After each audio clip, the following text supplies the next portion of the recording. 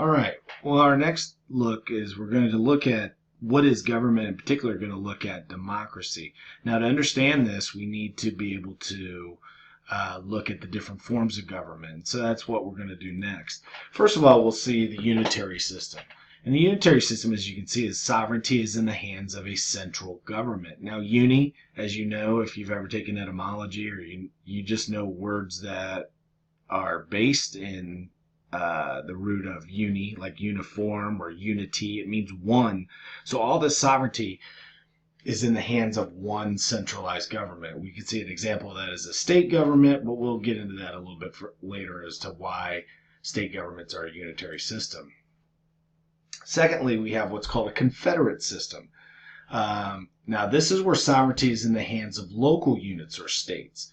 But confederate, maybe you've heard the term like confederate as in like the Confederate States that went into rebellion against the Union in the Civil War. Well, that was a prime example of a confederate system whereby you had states that essentially shared power with a very weak national government. But sovereignty is in the hands of these local units. Our early colonies, when they first organized under the Articles of Confederation, as we'll again learn a little bit later, this was an example of where individual states held the power and there was no real power at the national level. An example of this in the modern sense is the United Nations, where there is a group of almost 200 nations now in the world. I think there's actually a little bit more. And they essentially operate under a power sharing organizational example. And the last one, this is the one that we have what's called a federal system, and this is where sovereignty is divided between the central and state governments. Essentially, a federal system is one where regional governments hold power.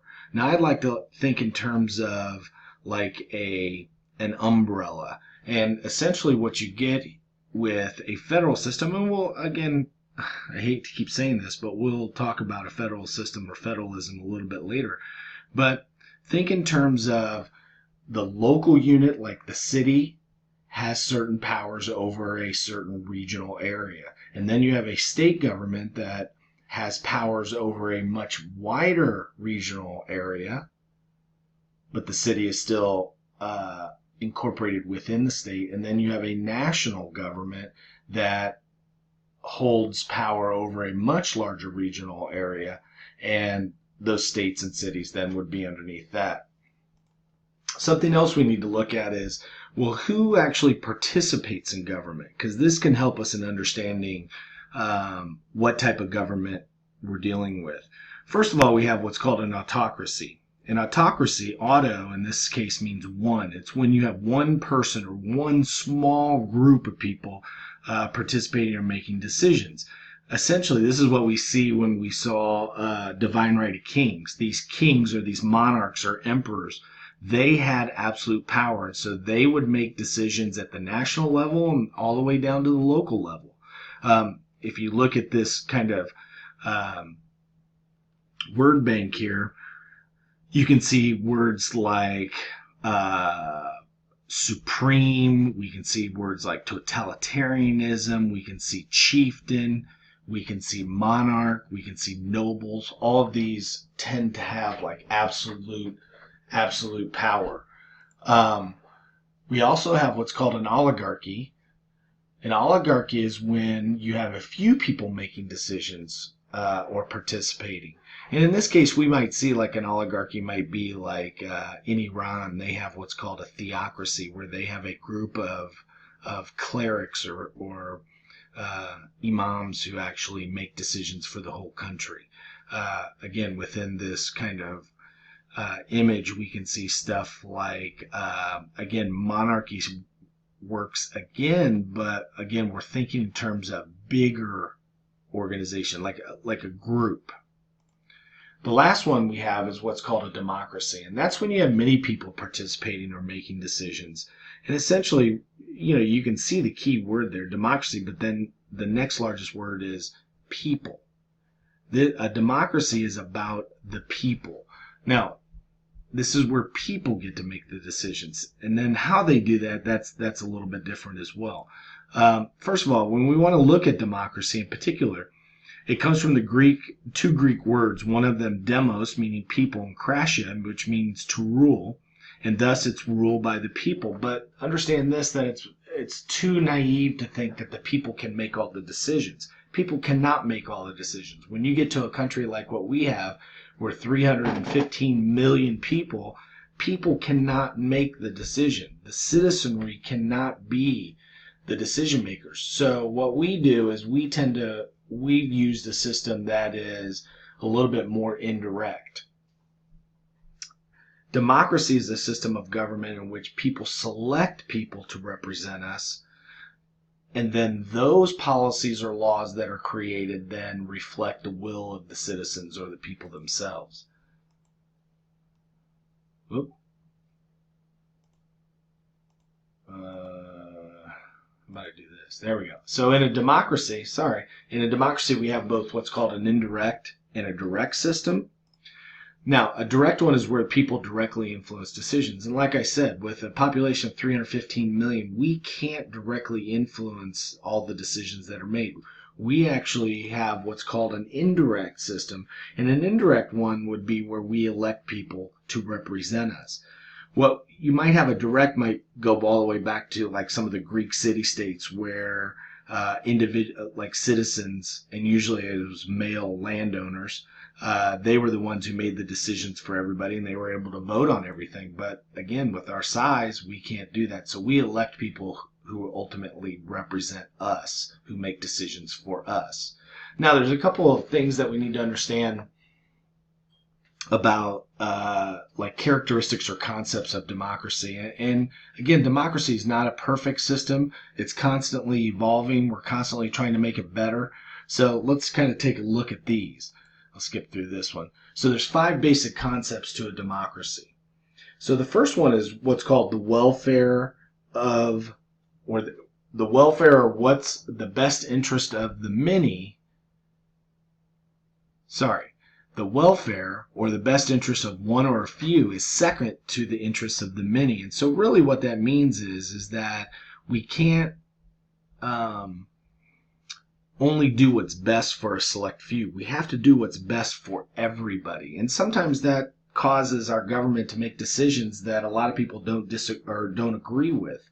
So, if you look at same-sex marriage, or you look at minority rights, those are things where maybe the majority doesn't necessarily agree with it, but if we are to have a system whereby everybody has an equal opportunity to participate, then sometimes the will of of the many actually is second to the interests of the few. We also have what's called equality of persons, and what that means is that, and well, understand this, that we are not equal. Me being a 48-year-old male, I have more rights than, say, a 17-year-old student at Lawrence Central or Lawrence North. So we aren't necessarily all equal, but what's important is that we have equality of opportunity. And so we have this ability to be able to achieve, no matter what our status is in society, we have same or equal opportunity. So in that case, we are equal. We also have what's called majority rule with minority rights.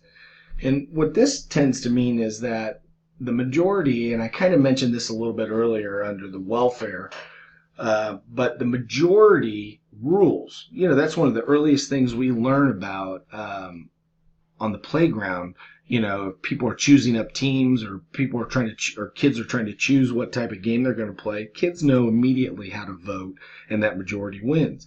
The problem is that the majority can't rule at the expense of the minority. And just like the examples I gave earlier with same-sex marriage, we just now as a nation have begun to accept same-sex marriage. there was a clear majority of our citizens who did not want that. However, that has begun to change. Now there is a majority of citizens who are okay with it. But again, sometimes the government, or in a democracy, you must make decisions that's for the good of all people. And that includes those who have minority status. The next one is compromise.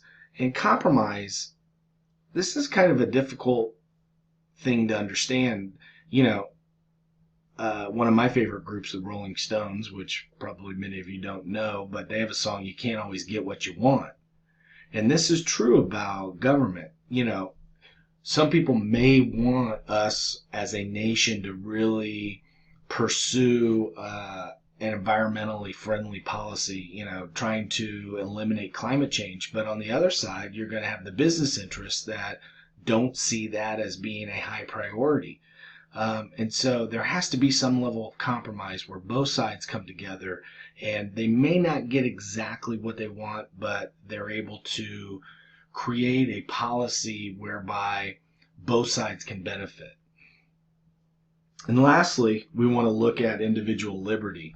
And another word for liberty is going to be freedom. So in a democracy, individual liberties or individual freedoms are utmost important. The importance of the individual to be able to have in our society freedom of speech, freedom of religion, and understand those are always can be limited, but that's one of the most important things that we kind of cherish as a society. So this maintaining of individual liberty becomes very, very important. There's a couple of problems achieving democracy, and I'll just kind of talk about these real quick. First of all, it's a very slow process. Clearly we see that with voting rights for women, for minorities. We see, the process to allow, again, same-sex marriage in our society. Whether you agree with it or disagree with it, it's still a very slow process to incorporate more and more people into the process. Citizens are also not politically educated. And whether this comes from poor government courses or the fact that, people are tired or fed up of the political process, they tend not to pay attention to it. And so they tend to be very disconnected. And in this case, they become politically, they're just not, they don't understand how the process actually works. Another big problem is power tends to be concentrated in the hands of the people, or in people who are not necessarily accountable to the citizenry.